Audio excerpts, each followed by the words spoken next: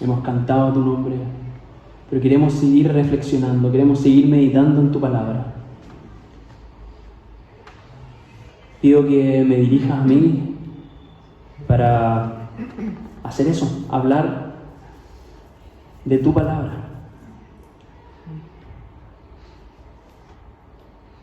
Pido por todos nosotros que pongamos mucha atención no solo a la información, sino a cómo tú nos estás hablando para nuestro diario vivir, para que sea transformada nuestra mente. Y con eso que sea transformada nuestra manera de vivir. Pon una alta expectativa en nosotros de recibir grandes cosas de ti en este momento. Lo pido en nombre de tu Hijo Jesús. Amén. Déjenme contarle un poco el contexto antes de realizar la lectura de este sermón, ¿ya? Cuando Israel era guiado por los llamados jueces, ¿ya? Los que participaron en los grupos pequeños semanales durante el año pasado, que eran quizás hasta acá de estudiar jueces, ¿cierto? Cuando los jueces guiaban al pueblo de Israel, el pueblo empezó a pedir un rey. Y le decían a Dios y le decían a los profetas: queremos un rey, pero como el de los otros pueblos, como el de las otras naciones. Y el Señor le dice a Samuel, al profeta, que había un problema con esto. Dicen, el problema no es que te estén rechazando a ti como profeta que los guía. El problema es que están rechazando al verdadero rey. Me están rechazando a mí, dice el Señor. Porque yo soy el rey de este pueblo y ellos no se están dando cuenta de eso. Quieren un rey como el de los otros pueblos. Pero fue tanta la insistencia que Dios les concede su petición, pero les advierte sobre el costo de tener un rey humano. Así aparece Saúl, que era un hombre imponente, alto, fuerte, con presencia, un guerrero. Era todo lo que el pueblo esperaba. Y este personaje, Saúl, es ungido por el profeta Samuel y señalado, marcado con aceite como el escogido por Dios para gobernar su pueblo. Pero con el tiempo, Saúl se desvía. No es que de un día para otro olvide a Dios, sino que comienza a desobedecerlo en momentos claves. Actúa por su cuenta, ofrece sacrificios que no le correspondían. Y luego, en un momento cuando Dios le da una instrucción clara, Saúl obedece a medias. Sigue hablando de Dios, sigue gobernando en el nombre de Dios, pero no se está sometiendo al reinado de Dios. Él comienza a creerse el rey absoluto. Entonces cuando Samuel, el profeta, lo confronta, Saúl intenta justificarse y Samuel le responde con dureza. Y dice: la obediencia vale más que el sacrificio, por cuanto ha desechado la palabra del Señor, usted rey, el Señor te ha desechado como rey. Porque tú olvidaste al verdadero rey, entonces el verdadero rey te desecha como rey.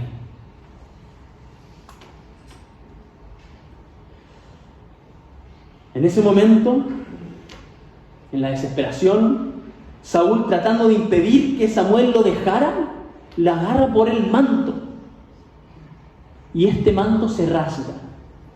Y Samuel le dice: el Señor ha rasgado hoy de ti el reino de Israel y lo ha dado a otro mejor que tú. El manto se rasga y el profeta dice: ¿viste? Así se ha rasgado tu reinado. Así en el capítulo siguiente, en 1 Samuel, verso 16, Dios envía a Samuel a Belén, no a una familia influyente, no al hijo mayor, sino al menor. en busca de este nuevo rey. Y se encuentra con David, como dije, el menor de una familia de poco renombre, de un pueblito, un simple pastor de ovejas. Y ahí David es ungido, pero en privado. Entonces de ahí nace esta tensión. David ya es el rey escogido por Dios, pero Saúl sigue en el trono. Entonces desde ahí las trayectorias se cruzan. David empieza a ascender paso a paso mientras Saúl se deteriora por dentro. Empieza a caer más y más. Celos, temor, desconfianza de parte de Saúl, que termina persiguiendo a David y haciendo todo lo posible por matarlo. Es en ese contexto de persecución y querer matar a David, aquel que lo servía, es que vamos a tener esta lectura. Así que invito a nuestra hermana Dayana, que nos va a dirigir en la lectura que se encuentra en 1 Samuel capítulo 18, que va a estar proyectada. Buenos días, hermanos. La primera lectura se encuentra en el primer libro de Samuel, capítulo 24, versículo 1 al 15. Cuando Saúl regresó de perseguir a los filisteos, le dieron aviso: David está en el desierto de Engadi. Entonces Saúl tomó de todo Israel 3,000 hombres escogidos y fue en busca de David y de sus hombres por los peñascos de las cabras monteses. Llegó a unos rediles de ovejas en el camino, donde había una cueva, y Saúl entró en ella para hacer sus necesidades. Y David y sus hombres estaban sentados en los rincones de la cueva. Y los hombres de David le dijeron: Mira, este es el día del que el Señor te habló. Voy a entregar a tu enemigo en tu mano y harás con él como bien te parezca. Entonces David se levantó y cortó a escondidas la orilla del manto de Saúl. Aconteció después de esto que la conciencia de David le remordía, porque había cortado la orilla del manto de Saúl. Y dijo a sus hombres: El Señor me guarde de hacer tal cosa contra mi rey, el ungido del Señor, de extender contra él mi mano, porque es el ungido del Señor. David contuvo a sus hombres con estas palabras y no les permitió que se levantaran contra Saúl. Y Saúl se levantó, salió de la cueva y siguió su camino. Después de esto, David se levantó, salió de la cueva y dio voces tras Saúl diciendo: Mi señor el rey. Y cuando Saúl miró hacia atrás, David inclinó su rostro a tierra y se postró. Y dijo David a Saúl: ¿Por qué escucha usted las palabras de los hombres que dicen: Mire que David procura su mal? Hoy han visto sus ojos que el Señor lo ha puesto en mis manos, en la cueva en este día, y algunos me dijeron que lo matara. Pero mis ojos tuvieron piedad de usted, y dije: No extenderé mi mano contra mi rey, porque es el ungido del Señor. Mire, Padre mío, mire la orilla de su manto en mi mano, puesto que corté la orilla de su manto y no lo maté. Reconozca y vea que no hay maldad ni rebelión en mis manos, y que no he pecado contra usted, a pesar de que usted acecha mi vida para quitármela. Juzgue el Señor entre usted y yo, que el Señor me vengue de usted, pero mi mano no será contra usted. Como dice el proverbio de los antiguos: de los malos procede la maldad, pero mi mano no será contra usted. ¿Tras quién ha salido el rey de Israel? ¿A quién persigue? ¿A un perro muerto? ¿A una pulga? Sea el Señor juez y decida entre usted y yo, que Él vea y defienda mi causa y me libre de su mano. Hermanos, esta es palabra de Dios. David está arrancando. David y sus hombres arrancan y arrancan hasta llegar al desierto. Hemos visto en sermones anteriores, en la serie anterior, de lo que significa estar en el desierto en la Biblia, ¿cierto? Es un tiempo de prueba, tiempo de dependencia, tiempo de formación. Ahí está David siendo puesto a prueba. Y mientras están escondidos ocurre algo inesperado. Saúl baja la guardia. Literalmente se baja las vestimentas para hacer sus necesidades.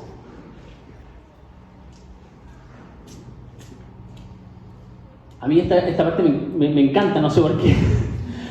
Digo, acá hay muchos chistes, pero no los voy a hacer todos, ¿ya? Pero todo hombre, hasta los reyes necesitan un tiempo para hacer sus necesidades. Así que, por favor, hay que respetar ese tiempo. Pero resulta que aquí David dice, no voy a respetar el tiempo especial de hacer necesidades del rey, es el momento. Y sus hombres dicen, este es el momento. Porque el rey está expuesto, está solo, vulnerable. O sea, ¿qué momento más vulnerable que ese? Los que tienen hijo y están en ese momento y entran al baño, ¿cómo uno se siente? No, siento fuera, este es mi momento de privacidad.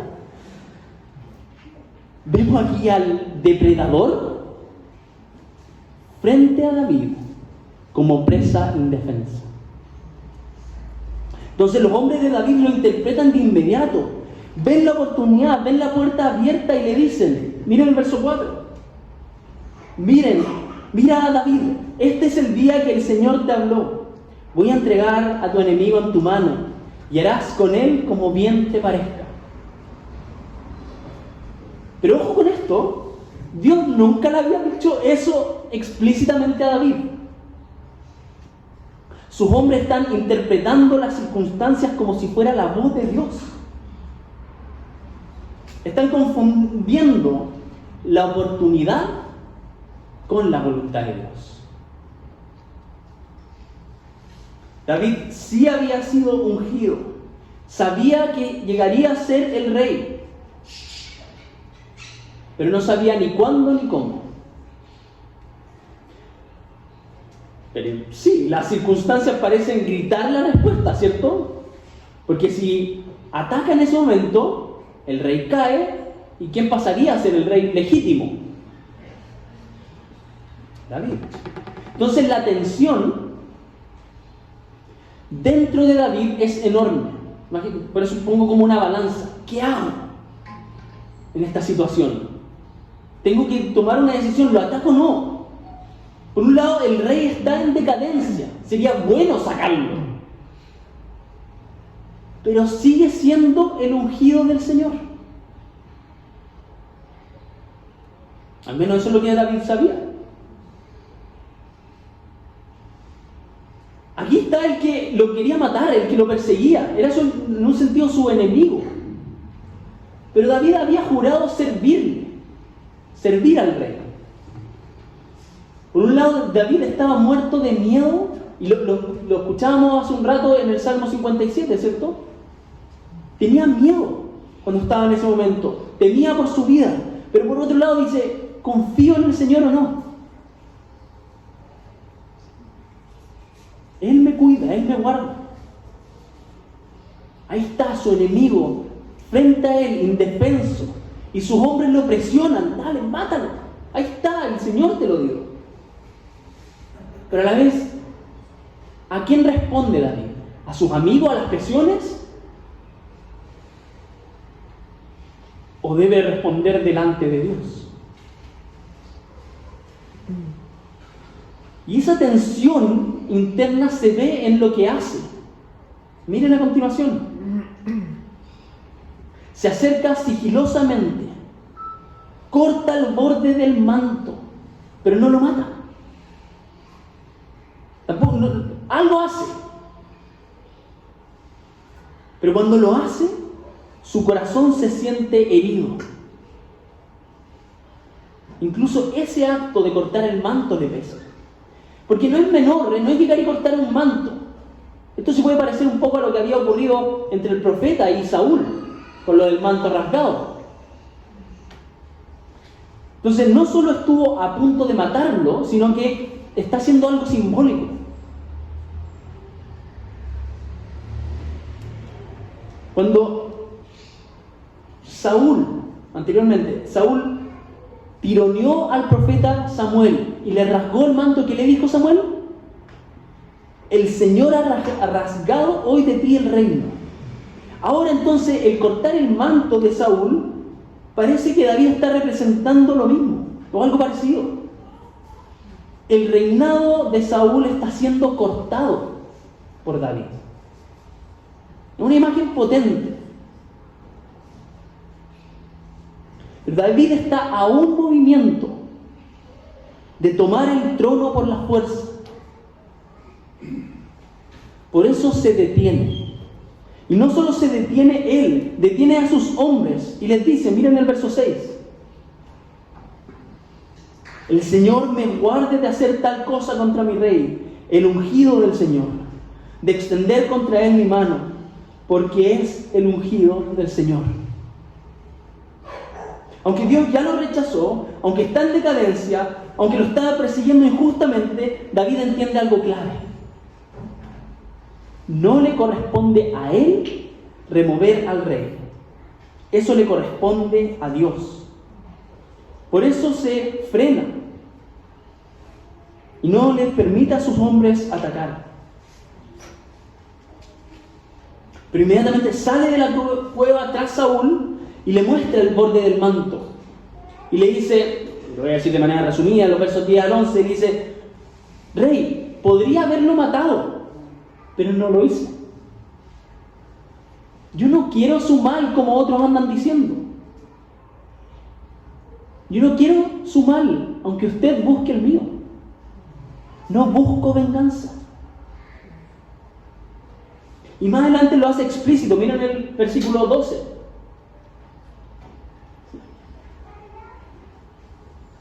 Dice, que el Señor juzgue entre tú y yo,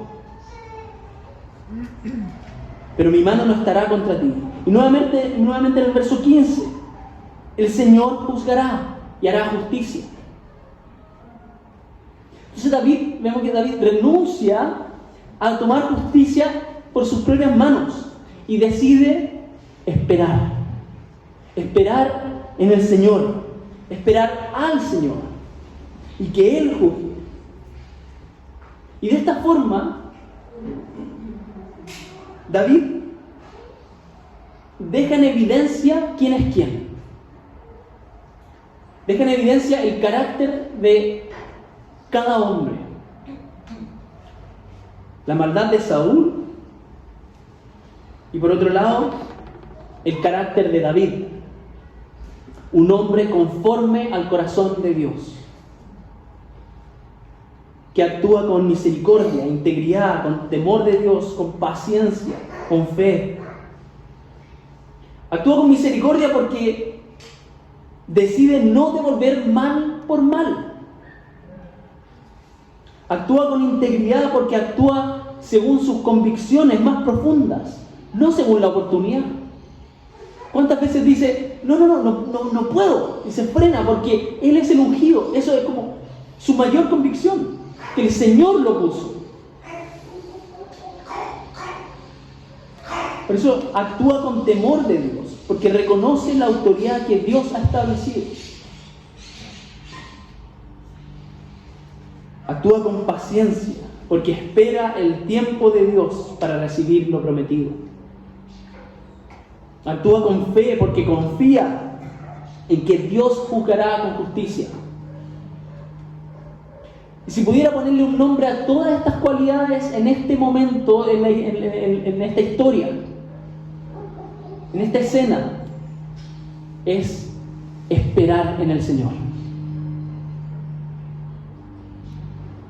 Que es lo que vemos en el Salmo 57. Esperar en el Señor, confiar que el Señor hará, que el Señor protegerá, que el Señor hace justicia, que de Él depende todo, que Él ha trazado un plan. Esperar en el Señor. O sea, si yo hablo mucho ahora y me alargo en este sermón, quédense con una cosa: esperar en el Señor. ¿Ya? Eso es una advertencia, ¿va? Me queda harto por hablar. Ya. Pero esto también lo vemos en Jesús. Como ya hemos dicho en ocasiones anteriores, en esta serie miramos a David para entrenar nuestros ojos para poder apreciar mejor a Jesús. Poder apreciar mejor el carácter de Jesús como el perfecto hombre conforme al corazón de Dios. Entonces, David es genial. Pero con esa información, con ese entrenamiento visual, cuando miro a Jesús digo, oh, maravilloso.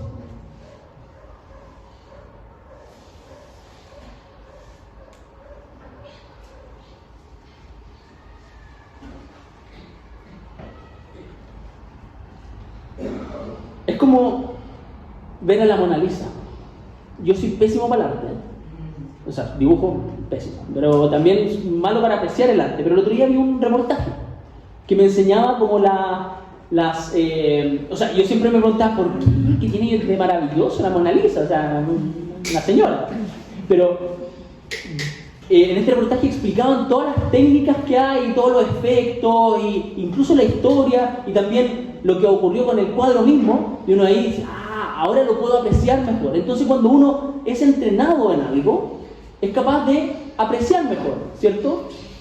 De la misma forma, si nos entrenamos más para ver lo que la Biblia quiere que veamos, entonces vamos a ver a Jesús y maravillarnos mucho más. Esa es la idea de esto.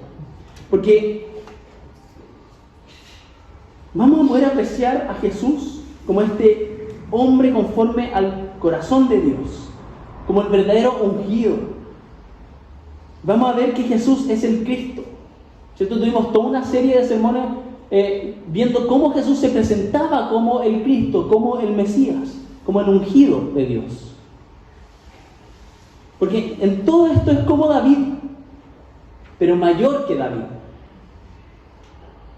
También fue ungido en su bautismo por el Padre, con el Espíritu Santo. Cuando el Espíritu desciende sobre él, es como si estuviera derramando aceite, desciende el Espíritu sobre él y el Padre declara, Dios declara, este es mi Hijo amado. Está siendo ungido. Y al igual que David, tampoco sube al trono inmediatamente. Pasa por pruebas, es enviado al desierto. ¿Dónde? Al desierto, igual como lo estamos viendo con David. Son tantas las similitudes. Es enviado al desierto donde pasa por sufrimiento, por prueba, por tentación. Al igual que David, muchas veces sufre y enfrenta las presiones externas. Satanás le ofrece tomar el reino de inmediato, por ejemplo. Es como los amigos que le están diciendo, David, ahora, mátalo. Este es tu momento, toma el reino inmediatamente. Satanás hace lo mismo con Jesús. O cuando las multitudes, esto ya lo dije hace algunos sermones, después de ser alimentadas con pan, quieren hacerlo rey inmediatamente. Pero a Jesús le quedaba camino por recorrer. Él se frena. Pedro confiesa que Jesús es el Mesías. Tú eres el Cristo, tú eres el Mesías, dice. Pero no acepta que el Mesías tenga que pasar por sufrimiento y muerte. No. Tú eres capaz de tomar el reino al tiro. Una y otra vez aparece la misma tentación, la del camino corto. Pero Jesús lo rechaza una y otra vez. Escoge esperar. Escoge el camino de su Padre, el camino del servicio, el camino de la plena identificación con la humanidad, el camino del sacrificio hasta la muerte. Jesús, como David, tenía el poder para vencer a sus enemigos. David tenía la oportunidad, el poder de enterrar algo en el rey. Jesús tenía todo el poder del universo para enfrentar a sus enemigos, a sus opositores, a quienes lo perseguían para matarlo. Pero no solo decide no matarlos, sino que decide entregar su vida por ellos, por nosotros. Jesús no toma el juicio en sus manos,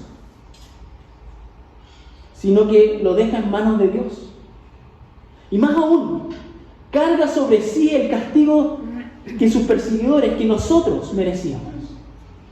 Es aún más maravilloso que David. Una y otra vez vemos en el Evangelio a Jesús personificando su propia enseñanza de poner la otra mejilla. Quizás como David lo estaba haciendo en ese momento. Y eso no es, el poner la otra mejilla no es simplemente dejarse pasar y llevar, sino que es como lo vemos en David. Es con ese acto de bondad o de permitirle al otro y arriesgarse, exponer la injusticia del otro, mientras se revela su propia justicia. ¿Tú me quieres matar?, dice David. Me podrías matar. Yo pude matarte, pero no lo hice. Y es como, me pegas en la mejilla, yo podría pegarte de vuelta, pero mira, aquí tienes la otra. Que en el contexto es decirle, tú no eres superior a mí. Te obligo a pegarme con el otro lado de la mano para que me trates como un igual. ¿Quién queda en vergüenza? El maltratador. Con un acto de, llamémoslo, debilidad, el maltratador queda en vergüenza. Jesús llevó eso al límite en su vida. Jesús no solo no toma venganza en sus manos, como lo hizo David, sino que estando en la cruz, ora por sus enemigos y dice, Padre, perdónalos, porque no saben lo que hacen. Jesús es el mejor David, el verdadero hombre conforme al corazón de Dios. Qué hermoso es Jesús. Vemos a David actuando con misericordia, con integridad, con temor de Dios, con paciencia, con confianza, y vemos esas mismas características llevadas a su máxima expresión en Jesús. Ese es el carácter de Jesús, el Hijo conforme al corazón de Dios. Y ese es el mismo carácter con el que nosotros hemos sido vestidos. Esa es toda la gracia de esta serie. Mirar a David, mirar a Jesús, adorar a Jesús y decir, ahora nosotros podemos vivir así. ¿Por qué? Porque Jesús dio su vida por nosotros para darnos su vida y vestirnos con su ropa, vestirnos con su carácter, para que nosotros podamos vivir esa nueva identidad. Una identidad que ahora estamos llamados a poner en práctica. Entonces ahora nosotros, los cristianos, hemos sido llamados hijos para vivir como hijos conforme al corazón de Dios. ¿Y cómo vamos a hacer eso? De la misma forma, poniendo en práctica lo que Jesús nos dio, viviendo con misericordia hacia otros, no devolviendo mal por mal. Cuando alguien habla mal contra ti, podríamos responder de la misma forma, ¿cierto? Pero debemos y podemos elegir responder con calma, con la ayuda del Espíritu Santo, pidiendo la ayuda al Padre. O cuando te pasan a llevar en el trabajo y decides no entrar en el jueguito de la crítica, del menoscabar a otros. Cuando vivimos con integridad, manteniéndonos firmes en lo que Dios ha hablado, en su palabra, y no dejándonos llevar solo por las circunstancias, tratando de interpretar todo lo que ocurre a nuestro alrededor para ver qué es lo que nos conviene. Nos guiamos por la palabra y lo hacemos con integridad. Puedo dar un ejemplo burdo de esto, ¿ya? Pero creo que es clarificador. Si ves un auto con las ventanas abajo y un fajo de billetes arriba del tablero, ¿lo tomas? ¿Quién dijo que sí? Yo no. Uy, dicen no, porque no robar. No, pero mira, podrías malinterpretar, dije que es un ejemplo burdo, ¿ya? Pero podrías malinterpretar la situación diciendo, Dios proveerá, ¿cierto? La Biblia lo dice.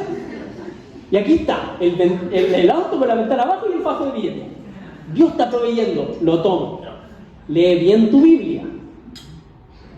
¿No es cierto? No es malinterpretar todas las situaciones a tu alrededor. Es tratar de interpretar bien la palabra de Dios. Es vivir con temor de Dios. reconociendo su autoridad y a quienes Él ha puesto sobre nosotros, y viviendo de una manera que honre a Dios. Viviendo en nuestra sociedad, en medio de estas leyes, honrando a Dios. Entonces, ¿cómo respondes a las autoridades cuando no estás de acuerdo? ¿O cómo vives cuando nadie te ve? Incluso cuando no hay ninguna autoridad humana sobre ti en ese momento. Pero hay una autoridad suprema, viendo. El Señor. Vivir esta nueva identidad se refleja sobre todo en la paciencia. Por eso, ¿recuerdan que es lo único que hay que llevarse hoy día? Esperar en el Señor. Paciencia en el Señor.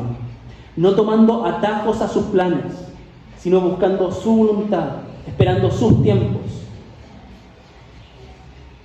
Eso es cuando quieres que algo pase ya. Cuando quieres un cambio, cuando quieres una respuesta, cuando quieres una oportunidad. Y no llega. Y toca esperar. Esperar en el Señor, confiando en el Señor. Eso está de la mano con la fe, con la confianza y fidelidad a Dios. Confiando en que Él te guiará. Él responderá.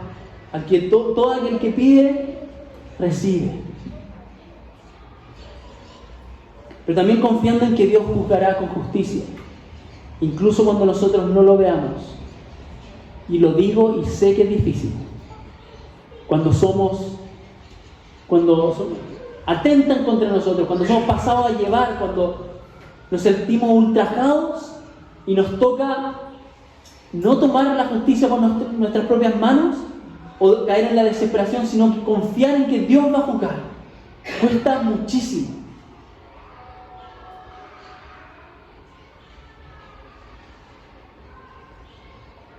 Pero tenemos no solo el ejemplo de Jesús, sino que el Espíritu de Jesús empoderándonos para esos difíciles momentos en el que nos toca decir: lo quiero matar, pero no lo voy a matar. Espero en ti, Señor.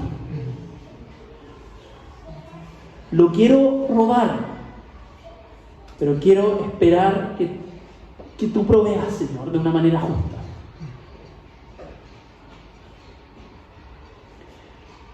Nosotros, ahora que en Jesús somos hijos conforme al corazón de Dios, deberíamos querer vivir así. Primero querer, pedirle a Dios: quiero vivir así, ayúdame. Y saber que podemos vivir así. No por nuestras fuerzas, sino por lo que Jesús hizo ahí en la cruz. Por el mismo poder que lo levantó de los muertos. Que ese poder es el que habita en nosotros, en los que hemos confiado en Cristo. Y podemos vivir entonces así, como Cristo, porque somos cristianos, pequeños cristos. Los invito a orar.